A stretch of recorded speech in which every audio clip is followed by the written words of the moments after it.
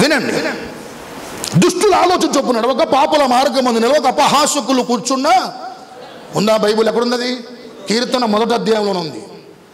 150 కీర్తనలు కలిగినటువంటి కీర్తనలు ప్రారంభములోనే దేవుడు ఒక మంచి ఇన్స్ట్రక్షన్ ఇచ్చేశాడు. ఏంటి? దుష్టుల ఆలోచన చొప్పున నడవద్దు. There are lot of worship songs in Sam.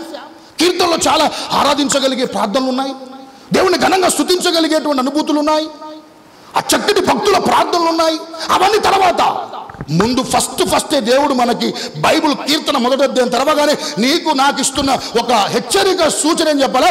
దుష్టుల ఆలోచన చొప్పున నడవక పాపుల మార్గమందు అపహాసకులు కూర్చున్న చోటన కూర్చోక.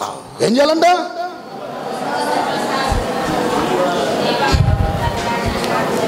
Very good. ఎప్పుడు ఫలిస్తామండి? నీటి కాలువలో మనం నాటబడినటువంటి ఆ చెట్టు ఎలా అయితే ఫలిస్తుందో చేయడంత సఫలం ఎప్పుడవుతుంది? ఎప్పుడైందండి?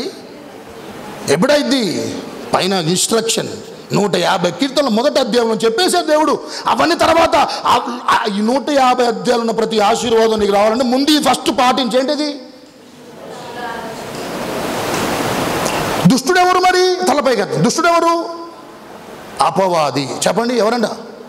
పరలోక ప్రార్థనలో కూడా ప్రభువు నేర్పించిన ప్రార్థనలు ఏం ప్రార్థన చెప్పండి? దుష్టుడ చేతిలో నుంచి మనను ఉందా అండి? దుష్టుడెవరండి? అపవాది. అపవాది అనుచరులందరూ కూడా దేవుడు విరోధంగా జీవిస్తారు, దేవుడు వ్యతిరేకంగా జీవిస్తారు. అలా ఆ విధానాల్లో అపవాది కాదు, అపవాది అనుచరులు కూడా అలానే వాడిని ఉసుగొలిపి దేవుడు విధానం నడిపిస్తూనే ఉంటాడు. దేవుడు విరోధం నడిపించేటువంటి ఆ విధానాలు దుష్టుడు చేస్తూనే ఉంటాడు. అంటే దుష్టుడు ఉన్నాడు, దుష్ట సంబంధులు ఉన్నారు. అవి లోకములు ఎవరిలో ఉంటాం? Okay, that's fine. But you ఎవరు? నువ్వు ఎవరమ్మనండి? ఎవరండి మనము?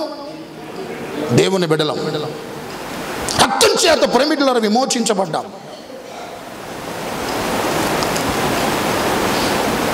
నీకు ఇచ్చినటువంటి రక్షణను ప్రమిదల గ్రహించి అదంత విలువైందో తెలుసుకోకుండా ప్రమిదల దౌర్భాగ్యంగా కృతజ్ఞత లేనటువంటి వారుగా ఉంటూ ఇంకా లోకం వైపు చూస్తూ లోకంలో ఉన్న ప్రజల వైపు చూస్తూ వాతలు పెట్టుకుంటూ నువ్వు దేవుళ్ళు సరిగ్గా ఆనందించలేకపోతున్నావు. ప్రభు సన్నిధిలో కష్టం అనిపిస్తుంది నీకు దేవుడి సన్నిధిలో కూర్చోవడం. ఈరోజు చిన్న ప్రయోజనం వస్తే స్కిప్ చేస్తాను ఆదివారం. నువ్వు చిన్న ప్రయోజనం, పెద్దది కాదు, చిన్న ప్రయోజనం.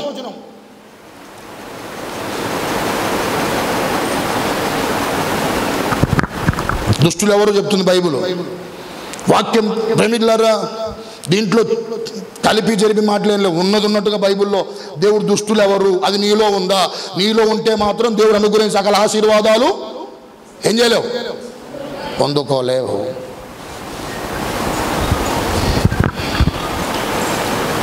దుష్టులు ఎవరు అని అంటే తలపైకి ఎత్తారు.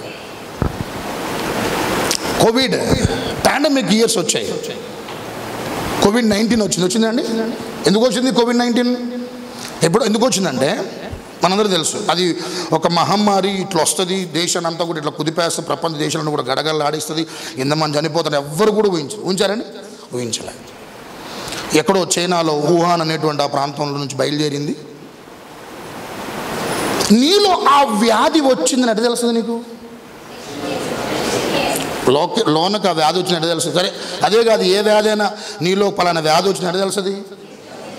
అంతేనా? టెస్ట్ చేసుకునే తెలుస్తుంది. అప్పుడు ఏ రోగమో నీకుంది ఏంటిది బయటపడింది. ఇప్పుడు నువ్వు కూర్చొని టెస్ట్ చేసుకో.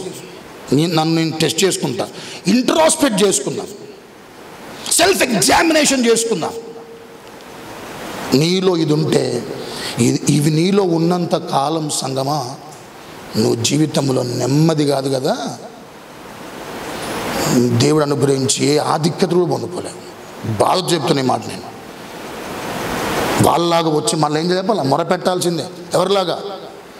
ఇశ్రాయేలు ప్రజల్లాగా. నువ్వు తిరిగి వచ్చేదాకా నిన్ను నువ్వు సరి చేసుకొని నా తప్పైపోయిన లెంపకాయలు వేసుకొని గుంజీలు తీసేదాకా దేవుడు సెట్ చేయడు కొన్నిసార్లు.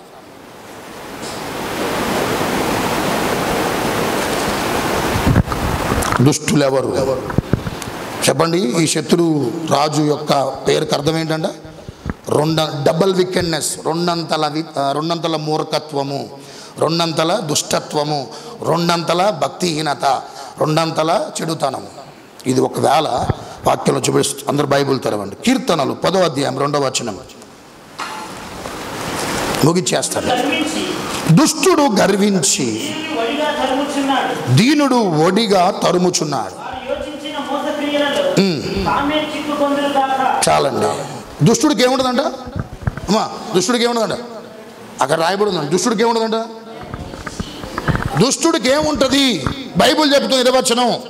దుష్టుడికి ఏముండదంట? గర్వం.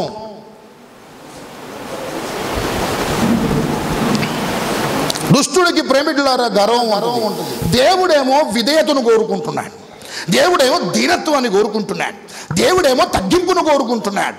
ఆత్మ విషయమై దీనులైన వారు ధన్యులు, అట్టి వారిదే పరలోక రాజ్యం అన్నాడు. హక్కిచ్చేసాడు వారికి. హక్కు వాళ్ళకి ఎవరికి ఇచ్చేసాడు హక్కు? ఆత్మ విషయమై దీనులైన వారు ధన్యులు, వారికి ఏమి ఇచ్చేసాడు దేవుడు? హక్కిచ్చేసాడు. మీకే పరలోక రాజ్యం అని కూడా దేవుడు చెప్పేశాడు. కానీ దుష్టుల్లో ఏముంది చెప్పాలమ్మా? ఏముంటుందంట? గర్వం. గర్వం వినాలి. దీనత్వం అంటే మీరు చాలా రకాల నిర్వచనలు ఇస్తూ ఉంటారు. తెల్ల బట్టలు వేసుకున్న వాళ్ళు దీనిలో అంటారా? మీరు చెప్పండి, చెప్పాలి ఒకసారి. అట్లనే వేసుకోవద్దని, అట్లా వేసుకోవాలి, మంచిది, అది సింబల్, వేసుకోవాలి. నేను కూడా వేసుకోవాలి, అది దాని తప్పట్టట్లే.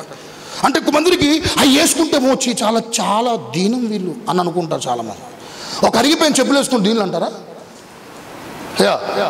ఒక పాతగిన్నటువంటి సొక్కా వేసుకుంటే చినిగిపోయిన ఒక ఏదో ప్రేమికుల వస్త్రం ధరించుకుంటాము వీళ్ళు చాలా ఏంటంట. సో అలా ఒకవేళ నీ స్థితి ఉంటే దాన్ని నేను తప్పట్టట్లేదు. కానీ వాటి ద్వారా కాదు ఈ దీనత్వం బయటపడేది. దీనత్వం అంటే నీ గుణానికి సంబంధించింది, నీ యాటిట్యూడ్ సంబంధించినది, బుద్ధికి సంబంధించినది, నీ గుణానికి సంబంధించినది. ఏముండాలంట?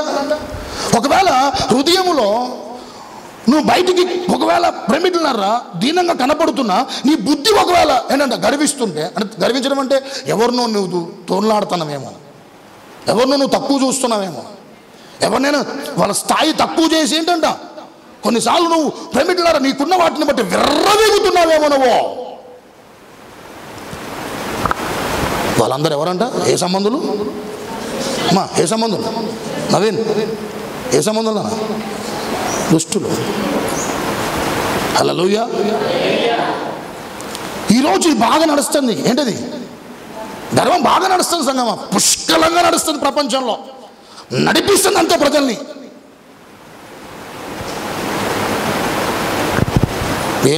గర్వం నడుస్తుంది. మరి ఏం జరిగిద్ది అంటే అది నడితే? బైబిల్ ఏముంది? హెచ్చించబడుతూ ఉన్నదా? ఇంకా దేవుడు గొప్పగా నిన్ను ఆశ్రయించిన బైబిల్ ఏమనుందా? ఉన్న వాటిని డబల్ చేస్తున్నా? లేదు. ఏమంట? హల్లెలూయా. కొంతమంది ధనాన్ని బట్టి ఏం చేసి చెప్పాలా? అయినా చాలా గర్వం అండి, చాలా గర్వం. అరే పోయేటప్పుడు అసలు నీ దేహం అది కూడా నీతో రాని సంగతి తెలుసా? నీ దేహం కూడా నీతో రాదు, నా దేహం కూడా నాతో రాదు, మట్టిలో పోవాలి. అసలు నీదంటూ ఏది రాదని తెలుసుగా నీకు.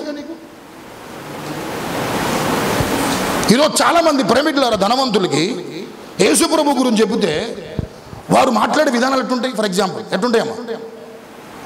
వాళ్ళు గుడ్డితనమును కలుగు చేసి వాళ్ళు మాట్లాడేటువంటి మాట చాలా భయంకరంగా ఉంటాయి. మాకెందుకండి, మాకేముంది, మాకు డబ్బు ఉందండి, మాకు ఆస్తి ఉందండి, కొండ మీద కోతి నేను ఏం చేయగలుగుతాం, మేము పెంచగలుగుతాం, ఏం చేయగలుగుతాం అని చెప్పి వారికి ఉన్నటువంటి ధనాన్ని బట్టి ఈరోజు చాలామంది ధనవంతులు ప్రేమికులారా లోకములో కోట్లకు పడిగెత్తినటువంటి వారు దేవుడి దగ్గర రావడం గల కారణం చెప్పాలి, వారు ధనం అనే గుడ్డితనములు ఉన్నారు. బిల్లీ గ్రామ్ గారు అంటండి సువార్త చెప్పడానికి కానీ ఒక యాక్ట్రెస్, ఒక హీరోయిన్, ఆమె పేరు మెరిలిన్ మెరాండో అనేటువంటి ఒక స్త్రీకి ఆయన ఉన్న కాలంలో చాలా స్టెంటింగ్ బ్యూటీ, ఆమెది అద్భుతంగా అందంగా ఉంటుందంట. ఆమె చికాగో నగరం పెద్ద ఒక దాని ఏమంటారు స్టాచ్యూ ఉంటుందంట. ఆమె అందరూ అక్కడికి వెళ్ళి సెల్ఫీలు దిగుతారంట. స్టెంటింగ్ బ్యూటీ ఆమెది. ఆమె కాడికి వెళ్ళి ఈయన ప్రేమికులారా ప్రేరేపించబడి సువార్త చెప్పాలని ఆమె దగ్గరికి వెళ్తే, అమ్మా నీకు అందం ఉంది, ఓకే దట్స్ ఫైన్, నీ డబ్బు ఉంది, ఓకే దట్స్ ఫైన్, కానీ ఇవి కూడా ఏంటంట శాశ్వతం కాదు. వీటికంటే చాలా విలువైన ఒకటి ఉంది. నీ జీవితం చాలా విలువైంది. నువ్వు రక్షించబడాలి, నువ్వు ప్రభువుని తెలుసుకోవాలి. నీ ప్రేమికులారా, బిల్లీ గ్రాహం గారు చెబితే కూర్చున్న కుర్చీని కాలుతో దాన్ని, వాట్ యువర్ స్పీకింగ్ మ్యాన్, ఏం మాట్లాడుతున్నావు నువ్వు? బిల్లీ గ్రాహం గారు కోట్ల మందిని ప్రభుతో తిప్పినోడు. 25 విమానాలు ఉన్నాయి ఆయనకి. ఎన్ని ఉన్నాయంట? 1-2 కాదు, ఎన్నంట? 25 విమానాలు. ఇప్పటికి పరిచయం కోసం ఆయన లేకపోయినా ఫ్రాంక్లిన్ ప్రేమికులారా గ్రహాం గారు ఇప్పుడు నడిపిస్తుందని. ఆ హీరోని ప్రేమికులారా, కుర్చీలో కూర్చున్నటువంటి ఆ కుర్చీని తన్ని, నాకెందుకండి, వై ఐ నీడ్ గాడ్, నాకెందుకు అవసరమా, నాకేముంది, డబ్బు ఉంది, అన్నీ ఉన్నాయి, అవసరం లేదు నాకు అని అంటే చెప్పి నెలకి చచ్చిపోయింది. అట్లా అన్న నెలకి చచ్చిపోయింది. ఎన్నో రోజులు ఏం పట్టలే. ఆమె ఒక మాట అంటది ఆమె రాసిన పుస్తకంలో, నా అందాన్ని చూసి, నాకున్న ధనాన్ని చూసి చాలామంది నా చుట్టూ వచ్చారు, నా దగ్గర చాలామంది వచ్చారు, నా చుట్టూ చాలా తిరిగారు.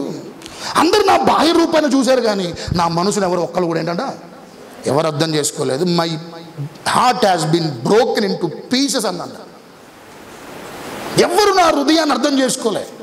అన్నీ నాకున్న బాహ్యంగా ఉన్నటువంటి వాటినే చూస్తూ వచ్చారు, కానీ నా మనసును ఎవరు కూడా ఏంటంట అర్థం చేసుకోలేదని నిరుత్సాహంతో ఒక లెటర్ రాసిందంటండి. లాస్ట్కి ప్రభు నెలకు ముందు చనిపోయింది. అవకాశాలు ప్రభు ఇచ్చాడు, దాన్ని వినియోగించుకోలే. సంగమా గమనించండి, నువ్వు నేను మనం అందరం కూడా నీకెంత ధనం ఉన్నా దయచేసి ఏం చేయమాకండి. ధనవంతుల కంటే మాట ఎట్లా అవుతాయంట? నువ్వు ధనవంతుడు అంటాను కదా చెప్పాలా? పెద్దగా దాన్ని ల్యాబ్లో తీసుకెళ్ళి టెస్ట్ చేసి ఏం చెప్పాల్సిన అవసరం లేదు. నోటి మాటలు బట్టి చెప్పొచ్చు. ఎట్లుంటాయంట? దులుసుగా ఉంటాయంట. దులుసుగా ఉంటాయంట. అందుకనే పరలోక రాజ్యంలో ధనవంతులకు అసలు దేర్ ఈజ్ నో ఎంట్రీ అని దేవుడు చెప్పాడు. ఇంకా దేని చెప్పాలా? సూది బెజ్జములో ఒంటె దూరునా, బా అర్థం ఏంటి? ఇంపాసిబుల్, అది అసాధ్యం అని అర్థం. మా ధనం ఉంటుంది తప్పు కాదు, ధనాన్ని బట్టి దయచేసి ఏం చేయ మాకు ఆశయపడ. మాకు వీళ్ళందరినీ ఒత్తినియల ద్వారా మాతో మీరు మాట్లాడుతూ వచ్చారు. The first judge in the judges O god, న్యాయాధిపతులందరిలో మొదటి న్యాయాధిపతి నాయన. ప్రతి ఒక్కరిని బలపరిచేయ. నీ నడిపింపుతో ఎప్పుడు కుటుంబాలు కొనసాగాలి, నీ ప్రేరేపణతో కుటుంబాలు నడిపించబడాలి. అప్పుడు ప్రభువా చక్కటి మా జీవితాలని విధానములు నడిపించుకొనగలుగుతూ, నీ ఉద్దేశాలు మా పట్ల నెరవేర్చబడగలిగే స్థితిగతులు మీ చేత నడిపించబడగలుగుతూ, మా ద్వారా మేము దీవించబట్టమే కాకుండా, మేము మా పిల్లలు దీవించబట్టమే కాకుండా, కుటుంబానికి, సంఘానికి, దేశానికి, ప్రపంచానికి, ఇరుగు పొరుగు వారికి, బంధువులకి మా ప్రభు అందరం ఆశీర్వాదకరంగా ఉండటానికి మీరు ఇచ్చిన వనరులు ఏ ఒక్కరు పోగొట్టు యేసు నామములో అడిగి వేడుకుంటున్నాను మా తండ్రి. ఆమేన్.